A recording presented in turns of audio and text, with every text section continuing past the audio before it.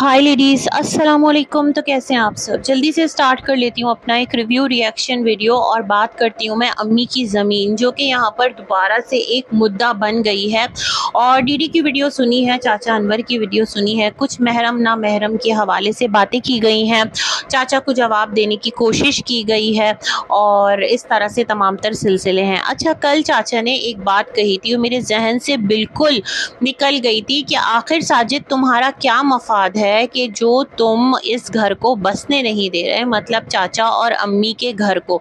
तो मुझे तो ये बात ही समझ में नहीं आती है कि जो अम्मी के घर को लेकर यहाँ पर मसले चले हुए हैं, मतलब फॉर एग्जांपल देखें ना, अम्मी का घर मुझे लगता है सितारा सलमा कंट्रोवर्सी से भी ज़्यादा शदीद कंट्रोवर्सी बन गई है इस एज में आने के बाद। एक तो आप लोग सेपरेटेड हैं, आपकी मर्ज़ी, आप साथ रहें ना रहें, हम इसमें किसी को भी प्रेशराइज़ नहीं कर सकते, बट चीज़ें जिस तरह से हम देख रहे हैं। और फिर अगर वो अम्मी का हक़ महर है, अम्मी को नहीं आप दे रहे, तो अम्मी को दूसरे तरीके से भी वो दिलवाया जा सकता है, मतलब लीगली जाकर भी वो तमाम तर चीज़ें की जा सकती हैं। लेकिन नहीं, सोशल मीडिया पर आकर न जाने कितने लोगों की जो इज़्ज़तें हैं ना वो ज़मीन में दफन होंगी, कितने लोगों की इज़्ज़तों के मीनार धड़ाधड़ गिरेंगे और उसके बाद जाकर के कहीं ये मसला अगर हल हुआ तो हो जाएगा। वैसे भी चाचा बकरीद करने तो आ ही रहे हैं ना पाकिस्तान, और उन्होंने अपना जो कुर्बानी का जानवर है वो भी बुक करा लिया है, क्योंकि एन टाइम पर चीज़ें महंगी हो जाती हैं। खैर एनीवेज,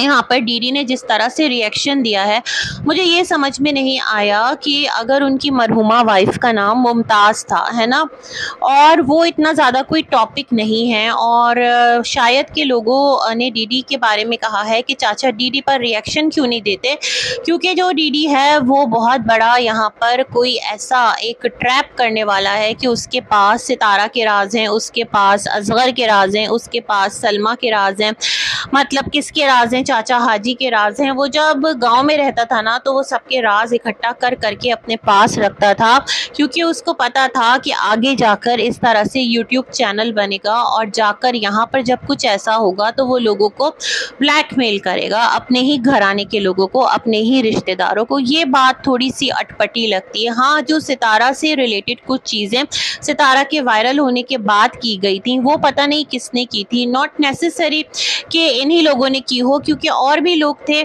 जो यहाँ पर इस काम पर लगे हुए थे और सितारा के गांव के थे वो लोग, है ना, कि वो कह रहे थे कि ये ऐसी है तो वो वैसा है, जो भी सिलसिला था उन लोगों के ख़िलाफ़ भी कोई ऐसी कार्रवाई नहीं हुई। और मिस्टर साजिद अभी जो लास्ट टाइम गए थे तो वहाँ पर उन्होंने कुछ दिखाया था ना, लाहौर जो विज़िट करने गए थे, थंब इम्प्रेशन के मैं गया हूँ, मैंने तमाम तर बयानात रिकॉर्ड करवा दिए हैं। तो बहुत सारी चीज़ें हैं जो कि स्टिल बहुत ज़्यादा हैरानकुन है। देखिए ना, अभी जो आपके चाचा अनवर हैं, यहाँ पर कोई बात कर रहा है इन तमाम तर चीज़ों से रिलेटेड, वो उस टॉपिक को क्यों लेकर के आ गए कि भाई तुम तब कहाँ थे जब डीएनए मांगा जा रहा था, तुम तब कहाँ थे जब ये हो रहा था, तुम तब कहाँ थे जब वो हो रहा था। अरे भाई, जो टॉपिक दफन हो चुका है आप लोग उसको मरने क्यों नहीं देते, उसको ख़त्म होने क्यों नहीं देते? आप लोगों को नहीं लगता कि जो छोटे छोटे मासूम बच्चे हैं उनके हवाले से इस तरह की चीज़ें लाकर आप उनकी ज़िंदगियों को यहाँ अजाब में डाल रहे हैं? आप लोगों की उम्र गुजर गई, चाचा और अम्मी ने अपनी ज़िंदगी गुजार ली, अब वो एक अपनी ज़िंदगी के आखिरी दौर में हैं, तो मेरे ख़्याल में उनको सुकून और आफ़ियत के साथ तमाम तर मसलों को हल करके जो इनकी आने वाली नस्लें हैं ना, जिसमें छोटे बच्चे भी हैं, नवासा नवासी हैं, उनके बच्चे हैं, और छोटे बच्चे हैं, बेटियों के बच्चे हैं तो बेटों के बच्चे हैं, दामाद बहू, ये तमाम तर रिश्ते, उनकी इज़्ज़तों का ख्याल करना चाहिए और चीज़ों को हल करना चाहिए, ना कि यूँ सोशल मीडिया पर फुटबॉल बना के अपनी ज़िंदगी के तमाम तर हवालों को, ईची बीची कीची को लाकर, मैं जब वो जानता था, मैं जब यहाँ था, तुम जब वहाँ थे, वो जब वहाँ था, है ना, ये तमाम तर चीज़ें करके आप लोगों को मिलेगा क्या? आप लोग पूरी सोशल मीडिया पर लोगों के सामने ना अपने कपड़े उतार कर अपने किरदार, अपनी ज़ात को बरहना कर रहे हैं, अपना तमाशा बना रहे हैं। ये चीज़ बहुत ज़्यादा अफसोसनाक है। तो खुदा के लिए जो चीज़ ख़त्म हो चुकी उस चीज़ को रिवाइव करने का फ़ायदा, इसका मतलब तो फिर ये हुआ कि आप लोग चाहते हैं कि वो चीज़ें जो एक टाइम पर बहुत कंट्रोवर्शियल थी, सितारा के हवाले से लोग आकर उस पर बात करें, फिर आप लोग अपने मोर्चे संभालें और मोर्चों पे बैठकर उन लोगों को जवाब दें। इस तरह सबके चैनल्स भी चलें, मतलब रिएक्शन काउंटर रिएक्शन ये वाला सिलसिला भी जारी रहे, खूब गलाजत भी हो, तू तड़ाक भी हो, बदतमीज़ी भी हो, बदनामी भी हो, ये तमाम तर चीज़ें करके मिलना क्या है ना। जहाँ तक चाचा की बात है महरम ना महरम वाली, तो वो तो मैंने भी कहा कि दामाद महरम होता है, लेकिन यहाँ पर इनके जो चाचा अनवर हैं वो लग गए नजमा और किसके पीछे, आयशा के पीछे, कि तुम जो घूमती फिरती हो बाइक पर तो क्या वो तुम्हारा महरम है? तुम्हारी बेटी जो 3 दिन रहकर आई थी, फिर वही चीज़ जब आप सामने वाले को पोक करेंगे, इतना उकसाएंगे। चाचा अपनी बीवी और मतलब मिस्टर साजिद ने उनके लिए स्टैंड लिया, उस हवाले से बात कर रहे थे ना, बस वहीं तक रहकर बात करते और क्लियर करते कि साजिद महरम है, अपने दिमाग का इलाज कराओ भाई। आप यहाँ पर आकर काउंटर अटैक उनकी बेटियों पर कर रहे हैं और आपको लग रहा है कि आपने कोई बहुत नुमाया काम कर दिया। अब पता है क्या, वहाँ से एक लिमिट होती है ना बर्दाश्त की, तो फिर खुदा ना करे कोई चीज़ स्टार्ट हो गई तो फिर किसकी बदनामी होगी? फिर सितारा की बदनामी होगी, फिर उसके बच्चे ट्रॉल होंगे, फिर आप मोर्चा संभाल लेंगे, मैं ये कर दूंगा, मैं चीर दूंगा, मैं फाड़ दूंगा। 4 साल तक हम लोगों ने यही तमाशा तो देखा है यूट्यूब पर, गाली गुफ्तार बदतमीजी लाइव लग गई कि सितारा के बच्चों को ये कहने वाले, तुम्हें हम दे रहे हैं मुंह तोड़ जवाब, तो तुम्हारे बच्चे ये हैं तो उनका फादर कौन है, तो उनकी मदर कौन है, ये वाला सिलसिला चाह रहे हैं आप लोग स्टार्ट होना। शर्म करें, थोड़ी हया करें। आप लोगों के घराने में महरम ना महरम का ख्याल करता कौन है? मतलब सब एक दूसरे के साथ बड़ा फ्रेंडली मिलते हैं। इवन मैंने तो गांव देहात में हाथ मिलाते तक देखा है आप लोगों के यहाँ, तो ये रिवाज है। जैसे कि मैंने देखा था ना, नजमा जो है वो मिस्टर साजिद से हाथ मिला रही थी, तो मैंने उस टाइम भी वीडियो बनाई थी, तो मुझे किसी ने कहा था कि गांव देहात में ये वाली एक रस्म मानी जाती है, पता नहीं भाई शहरों में हम लोग इतने आज़ाद ख्याल नहीं है। फिर मैंने शानी को हाथ मिलाते देखा है, इसी तरह दीगर और भी चीज़ें देखी हैं। तो ये क्या तरीक़ाकार है, ये कौन सा सिलसिला है भाई? महरम ना महरम की तो आपके घराने में मतलब है ना एक कोई बाउंड्री है ही नहीं। हर एक के साथ फ्रैंक है, हर एक के सामने जिस तरह से दिल चाह रहा है बात कर रहा है, एक दूसरे को लताड़ रहा है, एक दूसरे के साथ मिल रहा है, हंसी ठटोल कर रहा है, मतलब बहुत ज़्यादा है।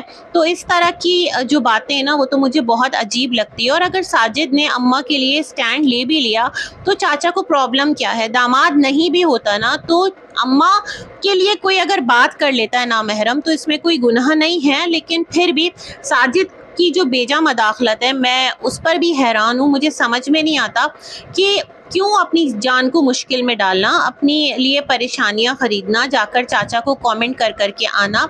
पता है वो सलमा असगर के पास बैठे हैं और उनकी भी औलादें हैं, जिस तरह सितारा की अम्मी की औलादें हैं, वो सितारा की अम्मी के लिए स्टैंड ले रही हैं, सितारा ले रही हैं, मिस्टर साजिद बतौर दामाद ले रहे हैं। हो सकता है अपने बाप के लिए भी कोई स्टैंड ले ले और इस तरह एक बेवजह की जो लड़ाई है वो स्टार्ट हो जाए, तो फिर कितनी गलाजत होगी, कितनी गंदगी होगी। और थोड़ी थोड़ी चीज़ें होना स्टार्ट हो गई हैं, वो तमाम तर पुराने किस्से जो दब चुके थे, जिस पर लोग बात करना ख़त्म कर चुके थे। सिर्फ सितारा के व्लॉग्स पर रिव्यू आ रहे थे, जिस तरह जिसको सितारा का व्लॉग लगता है वो उस पर बात कर रहा था।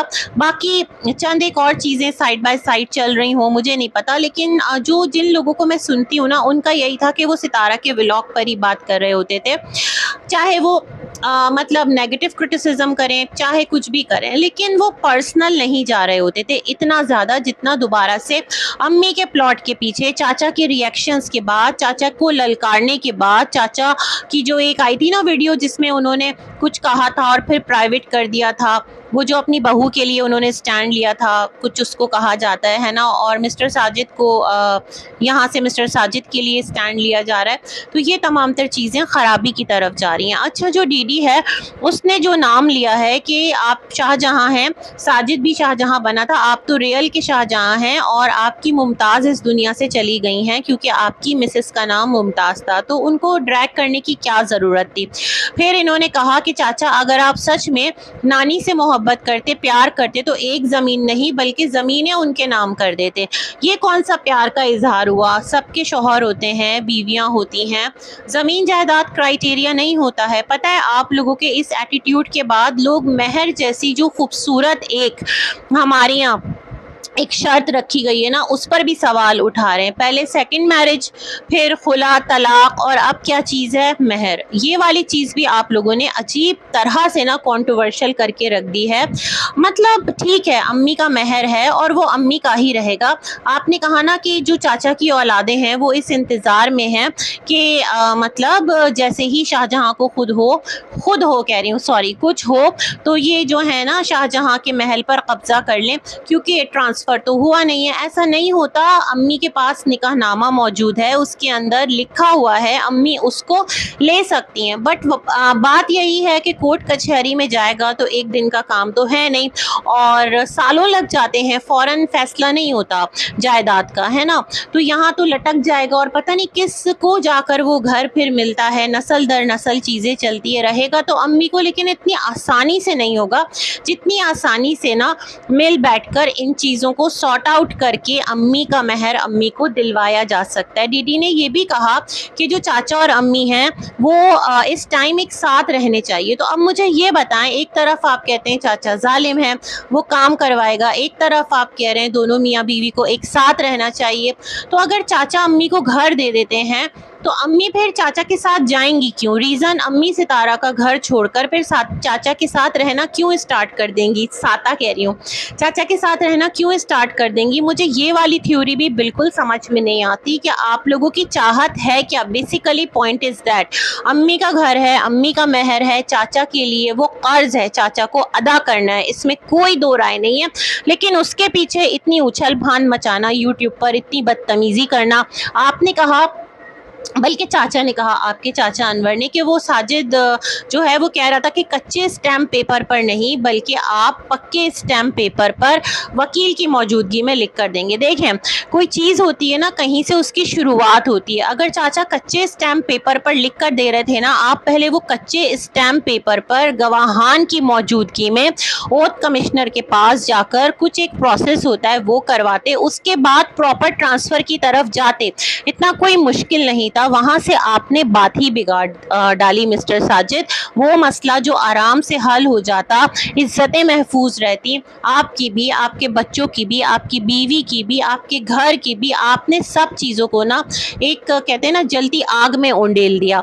अब सब क्या है कि मज़े ले रहे हैं, आपका घराना बदनाम हो रहा है। कोई चाचा को ट्रोल कर रहा होगा, कोई आपको ट्रोल कर रहा होगा, है ना। कोई चाचा के लिए तमाशे बना रहा होगा, कोई अम्मी को बुरे नामों से याद कर रहा होगा, कोई सितारा को कुछ कह रहा होगा, कोई साजिद, कोई सलमा असगर। तो ये कहानी जो है ना बड़ी आप लोगों ने मैसी बना दी है।